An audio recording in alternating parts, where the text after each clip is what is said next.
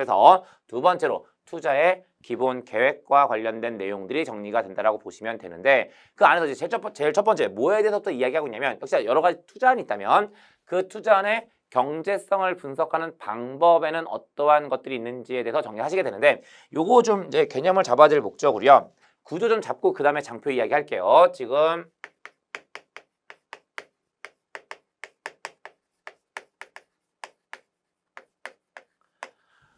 투자안의 경제성을 분석하는 방법이 있는데 이 방법은 일단 두 가지로 나누어집니다. 그러면 어떻게 두 가지로 나눠지게 되냐면요. 역시나 투자라는 것은 화폐를 사용하게 되는데 그 화폐의 시간 가치를 고려하는 모형과 화폐의 시간 가치를 고려하지 않는 모형이 있어요. 그랬을 때 화폐의 시간 가치를 고려하는 모형을 우리는 뭐라고 이름 붙여주냐면 할인 모형이라고 이름을 붙여주고요. 화폐의 시간 가치를 고려하지 않는 모형을 비할인 모형이라고 이름을 붙여주게 되죠. 그랬을 때 이제 뭐가 좀 일단 정리가 돼야 되냐면 이러한 할인 모형에는 어떠한 것들이 있고 비할인 모형에는 어떤 것들이 있는지에 대한 갈래가 일단 좀 정리가 되어 있어야 되거든요. 그랬을 때 가장 대표적인 할인 모형은 제일 첫 번째 순현재가치법이라고 하는 거고요. 그 다음에 내부 수익률법이라는 것이 있습니다. 그 다음에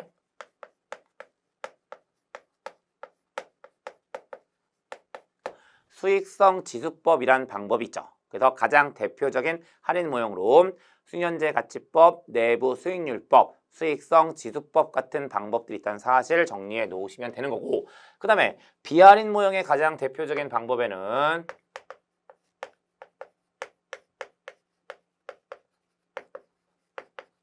회계적 이익률법이라고 하는 것과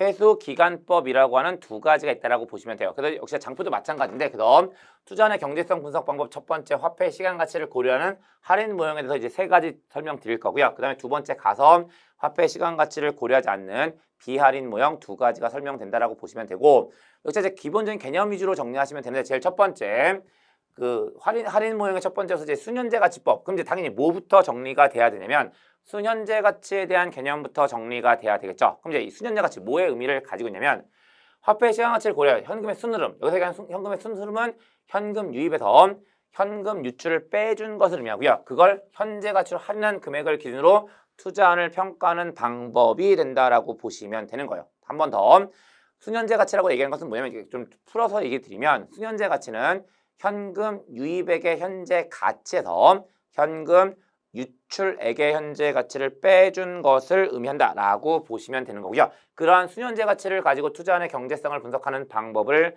순현재 가치법이라고 한다라고 보시면 되는 거라고요. 그래서 좀 더 보시면 이러한 순현재 가치법에 의한 투자 의사결정은 순현재 가치가 0보다 큰 투자안에 투자하도록 의사결정을 내리게 된다는 거고 그걸 구체적으로 표현하고 있는 것이 이 내용이라고 보시면 되는데 일단 조건이 좀 들어가 있죠. 무슨 얘기냐면 투자안들 간의 상호 관계에 대해서 이야기하는 거고요. 단일 투자안, 하나의 투자안이고요. 또 하나는 독립적인 투자안인 경우와 상호 배타적인 투자안인 경우로 나누어지게 되는데 여기서 얘기하는 독립적인 투자안이라는 것은 어떤 의미를 가지고 있냐면 A와 B라는 투자안이 있을 때 A를 투자했다고 해서 B를 투자하지 못하는 건 아닌 거예요. 그러니까 A와 B가 독립적일 때 우리는 그걸 독립적 투자안이라고 하는 거고요. 그다음에 상호 배타적 투자안이라는 것은 어떠한 의미를 가지고 있냐면 A와 B라는 두 개의 투자안이 있을 때 A를 했을 때 B를 하지 못하는 경우, 그러니까 A와 B가 말 그대로 상호 배타적이라는 거죠. 그런 경우가 바로 상호 배타적 투자안이라고 보시면 되거든요. 그랬을 때 어떻게 하게 되냐면 기본적인 논리는 똑같습니다. 일단 순현재 가치가 0보다 큰 투자안이 순현재 가치가 0보다 크다는 것은 현금 유입액의 현재 가치가 현금 유출액의 현재 가치보다 더 크다는 의미를 가지고 있으니까 단일 투자안 또는 독립 투자인 경우에는 순현재 가치가 0보다 크면 그 해당 투자를 선택하는 거고요. 0보다 작으면 해당 투자를 기각한다라고 보시면 돼요. 근데 상호 배타적이 되면 이제 어떤 차이만 있냐면 일단 전체 투자안들 중에 순현재 가치가 0보다 큰 투자안들을 선택하는 거죠. 근데 걔네들이 상호 배타적이니까 동시에 할 수 없어요. 그러니까 그 중에 가장 큰 NPV가 순현재 가치가 가장 큰 투자안을 선택하는 것이 상호 배타적인 경우에서의 선택과 기각의 문제가 된다라고 보시면 되는 겁니다. 그래서 다시 한번 정리하세요. 투자안이 독립적이거나 단일 투자인 경우에는 수년제 가치가 0보다 크면 선택하는 거고요. 0보다 작으면 기각한다라고 보시면 되고 배타적인 투자안인 경우에는 일단 여러 투자안들 중에서 수년제 가치가 0보다 큰 투자안을 골라내고요. 그 중에 수년제 가치가 가장 큰 투자안을 선택한다라고 보시면 되는 거라고요. 그 다음에 세 번째, 이러한 수년제 가치법은 가치 가산의 원리가 성립한다는 사실 요건 그냥 이대로 정리해 놓으세요. 수년제 가치법은 가치 가산의 원리가 성립한다는 특징을 가지고 있다라고 보시면 되는 거고 그렇게 정리하시면 수년제 가치법과 관련된 이야기들 다 확인하신 거예요. 그 다음에 두 번째, 내부 수익률법이라고 하는 거고요. 일단 내부 수익률이 뭔지에 대한 개념을 잡아 놓으셔야 되는데 수년제 가치가 0이 되게 하는 수익률을 의미한다라고 보시면 되고요. 이걸 말로 바꿔드리면 현금 유입액의 현재 가치와 현금 유출액의 현재 가치를 일치시켜주는 수익률을 의미한다라고 보시면 되겠죠. 왜냐하면 현금 유입액의 현재 가치와 현금 유출액의 현재 가치가 일치하면 수년제 가치가 0이 될 거니까요. 그래서 그게 바로 내부 수익률이고요. 이러한 내부 수익률을 이용해서 투자안의 경제성을 분석하는 방법이 내부 수익률법이라고 보시면 되는데 일반적으로 할인율과 현재 가치는요. 반비례 관계를 가져요. 그래서 할인율이 커질수록 수년제 가치는 감소하는 특징을 가지고 있다라고 보시면 되는 거고요. 내부 수익률을 통해서 어떻게 의사결정하는지를 보시게 되면 투자 의사결정은 말 그대로 내부 수익률과 기업의 적정 할인율을 비교하겠죠. 그랬을 때 적정 할인율보다 내부 수익률이 더 크다면 수년제 가치가 0보다 크다는 것을 의미하기 때문에 해당 투자를 선택하는 거고요. 반대로 내부 수익률이 할인율보다 작다면 해당 투자는 기각한다라고 보시면 되고 이제 그게 표로 정리되어 있는 것이 이쪽에 대한 내용이라고 보시면 되죠. 그래서 역시나 상황은 똑같습니다. 단일 투자안 또는 독립적인 투자안인 경우와 상호 배타적인 투자인 경우로 나눠지게 되는데 먼저 단일 투자안 또는 독립적인 투자인 경우에는 자본 비용과 내부 수익률을 비교했을 때 내부 수익률이 더 크면 선택하는 거고요. 자본 비용이 더 크면 기각한다는 특징을 가지고 있다라고 보시면 되는 거고요. 그다음에 배타적인 투자안이라면 역시나 내부 수익률이 자본 비용보다 큰 투자안들 중에서 내부 수익률이 가장 큰 투자안을 선택한다라고 보시면 되는 거죠. 그래서 그렇게 정리하시면서 내부 수익률법에 대한 이야기 보시게 되는 거고 다음에 세 번째 수익성 지수법이라는 것에 대해서 들어가 있고요. 역시나 이제 말 그대로 수익성 지수라는 것을 이용한다라고 보시면 되는데 이 수익성 지수는 그러면 어떠한 의미를 가지고 있냐면 여기 보세요. 투자로부터 발생하는 현금 흐름의 현재 가치를 투하 자본으로 나눈 값 다시 얘기해서 현금 유입액의 현재 가치를 현금 유출액의 현재 가치로 나눈 값 다르게 표현하면 현금 유출액의 현재 가치 분의 현금 유입액의 현재 가치를 우리는 수익성 지수라고 하게 되는 거죠. 그럼 이제 이러한 수익성 지수를 가지고 어떻게 의사결정하게 되냐면 수익성 지수가 1보다 커요. 그럼 1보다 크다는 것은 어떤 의미를 가지고 있을까요?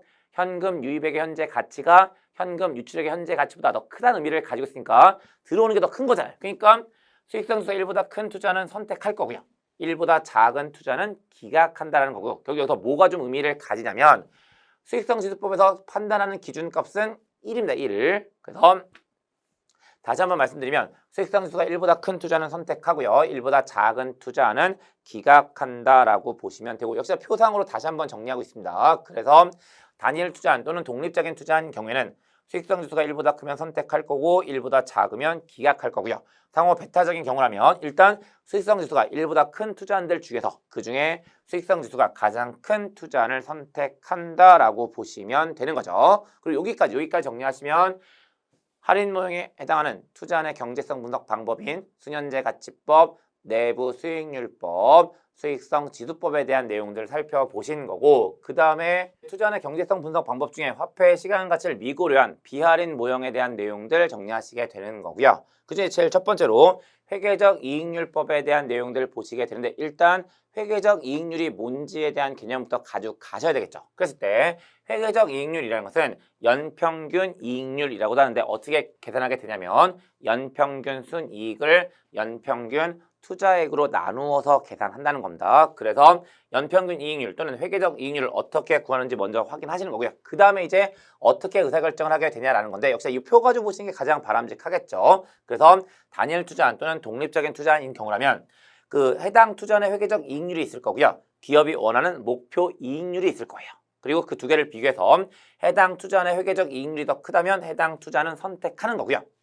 해당 투자안의 회계적 이익률이 목표 이익률보다 작다면 해당 투자는 기각한다라고 보시면 되죠. 그 다음에 상호 배타적인 투자안이라면 일단 목표 이익률보다 회계적 이익률이 높은 투자안들을 먼저 골라낼 거고 그 중에서 가장 회계적 이익률이 큰 투자안을 선택한다라고 보시면 되는 거잖아요. 그래서 그렇게 정리하시면 회계적 이익률법을 통해서 의사결정하는 방법에 대한 내용들까지 살펴보신 거고요. 한 가지만 더 보시면 이미 반복된 얘기긴 한데 화폐의 시간 가치를 고려하지 못하고 있고요. 투자안의 평가를 현금 흐름에 의존하지 않는다는 문제점을 가지고 있다. 회계적 이익률이니까 이익에 대한 것들을 고려하는 거지 현금 흐름을 고려하고 있지는 않다는 겁니다. 그래서 그렇게 정리하시면서 회계적 이익률법에 대한 내용들 보시게 되는 거고요. 그 다음에 나머지 한 가지 더 있죠. 회수기간법이라고 하는데 여기서 얘기하는 회수기간법 어떤 의미를 가지고 있냐면 일반적으로 뭔가 투자하게 되면 처음에 현금 유출이 발생할 거예요. 그 다음에 이제 매년 일정 현금 유입이 들어올 때 처음에 유출된 투자액을 몇 년도에 얼마의 기간에 걸쳐서 회수할 수 있을까? 요게 바로 회수기간의 의미를 가지고 있다고 보시면 되죠. 그래서 투자에 소요되는 자금이 짧은 기간에 그 투자는 현금으로 회수할 수 있는 투자안을 선택하는 방법이 된다라고 보시면 되는 거고요. 역시나 의사결정에 대한 내용 보시게 되면 역시 밑에 표 가지고 보시면 될 듯한데 단일 또는 독립적인 투자인 경우에 해당 투자안의 회수 기간과 기업이 원하는 목표 회수 기간을 비교하는 거예요. 근데 목표 회수 기간보다 회수 기간이 작다는 것은 더 빨리 회수할 수 있을 테니까 그 투자안은 좋은 투자안이라고 보시면 되잖아요. 그러니까 선택한다라고 보시면 되고요.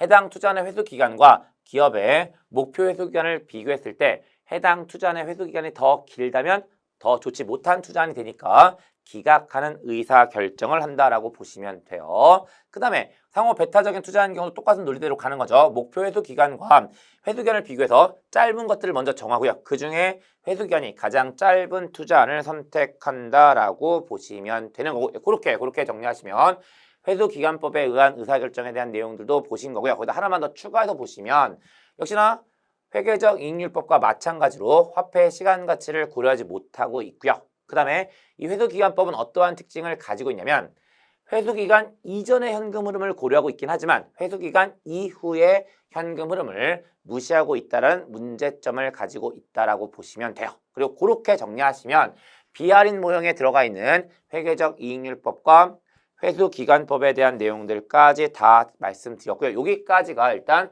투자안의 경제성 분석 방법과 관련된 이야기라고 보시면 되고요. 그 다음에 추가적으로 이제 투자의 기본 계획과 관련된 내용들을 보시게 되는데 어떤 것들 보시냐면 점포 관련 투자 형태별 특징에 대한 것들을 좀 정리하시게 되는 거고요. 그랬을 때 어떤 특징들을 가지고 있냐면 투자 형태 첫 번째 기존 점포를 인수하는 방법이 있고요. 그 다음에 부지를 매입하는 방법, 부지를 임대하는 방법, 건물을 매입하는 방법, 건물을 임대하는 방법 5가지가 된다라고 보시면 된다고요. 그리고 그 5가지 방법에 대한 특징들을 하나씩 보시면 되는데 제일 첫 번째 기존 점포를 인수하는 경우입니다. 일단 기존 점포를 인수하게 되면 점포 개점에 소요되는 시간을 단축시킬 수 있고요. 개점 초기에 어느 정도 안정적인 소득을 달성할 수 있다는 특징을 가지고 있겠죠. 다음 두 번째, 점포 확보를 위한 비용이 낮지만 입지 여건이나 하드웨어 조건이 열악할 가능성이 높다는 특징도 가지고 있는 거고 얘네들이 기존 점포를 인수했을 때의 특징이라고 보시면 되세요. 다음 두 번째, 점포 개점을 위해서 부지를 매입하는 경우라고 보시면 되고요. 어떤 특징들을 가지고 있는지를 보시면 자산 가치의 증가로 인해 추가적인 수익을 달성할 수 있지만 부동산 가치 하락의 위험이 존재한다. 부지를 매입한 거니까 그 부지가 우리 거잖아요. 그러면 그러니까 부동산 가격이 올라가면 자산의 가치 증가가 일어날 수 있을 거고요. 하지만 부동산 가격이라는 것은 증가할 수 있지만 감소할 수 있는 거니까 가치 하락의 위험이 존재한다라고 보시면 되고요. 사실 이 내용은 매입과 관련된 특징이라고 보시면 되는 거죠. 다음 두 번째, 초기 투자 비용이 상대적으로 많이 발생하는 당연히 살 테니까 돈을 그만큼 많이 줬어야 되는 거고요. 세 번째, 주변 지역에서 변화에 빠르게 대응하기 어려워 유연성이 낮다라는 특징들도 가지고 있다는 겁니다. 그래서 점포 개점을 위한 부지의 매입에 대한 특징들 정리해 놓으시면 되는 거고 다음 세 번째, 점포 개점을 위한 부지를 임대하는 경우입니다. 임대하는 경우고요. 첫 번째, 매입에 비해 당연히 초기 투자 비용이 적다란 특징을 가지고 있을 거고요. 하지만 임대다 보니까 해당 부지의 사용 기간이 계약 기간 등으로 인해 한정될 수 있다. 그 계약 기간이 지나면 계약이 연장되지 않으면 더 이상 쓸 수 없는 형태가 되겠죠. 그리고 그게 바로 부지의 임대가 가지고 있는 특징들이라고 보시면 되는 거고 다음에 네 번째, 점포 개점을 위한 건물을 매입하는 경우에요. 첫 번째, 자산 가치의 증가로 인해 추가적인 수익을 달성할 수 있지만 부동산 가치 하락의 위험이 존재한다. 이건 부지의 매입과 똑같겠죠. 그러니까 매입이라는 사실 자체가 주는 거기 때문에 똑같은 내용이라고 보시면 되고요. 이 두 번째도 마찬가지입니다. 초기 투자 비용이 상대적으로 많이 발생한다는 거고요. 세 번째, 주변 지역의 변화에 빠르게 대응하기 어려워 유연성이 낮다라는 특징을 가지고 있다. 이 세 가지는 다 역시나 매입이라는 이유 때문에, 그러니까 건물이든 부지든 간에 매입을 한다는 이유 때문에 발생하는 특징들이라고 보시면 되고요. 다음 네 번째, 안정적으로 영업을 지속하는 것이 가능하다는 특징들을 가지고 있습니다. 역시 외워서 가실 거 아닌 거고요. 당연히 이러니까 이렇지라는 형태로 확인만 하고 넘어가시면 되는 내용들이 되는 거고요. 그 다음에 마지막으로 점포 개점을 위한 건물의 임대와 관련된 내용들, 사실 뭐 부지의 임대와 크게 내용상의 차이는 없다라고 보시면 되는데, 첫 번째, 건물 매입에 비해 초기 투자 비용이 작다는 거고요. 두 번째, 주변 지역의 변화에 빠르게 대응할 수 있다는 거죠. 다음 세 번째, 해당 건물의 사용 기간이 계약 기간 등으로 인해 한정될 수 있다는 특징들을 가지고 있다라고 보시면 되는 거고, 그렇게 정리하시면 투자 형태의 5가지에 대한 특징들, 크게 어려운 내용들은 아니니까 이해해 놓으시면 될 듯 하네요. 그렇게 말씀드리면서 점포 관련 투자 형태별 특징에 대한 내용들까지 말씀드린 거고, 여기까지가 투자의 기본 계획과 관련된 이야기들 전부 다라고 보시면 되는 거고요.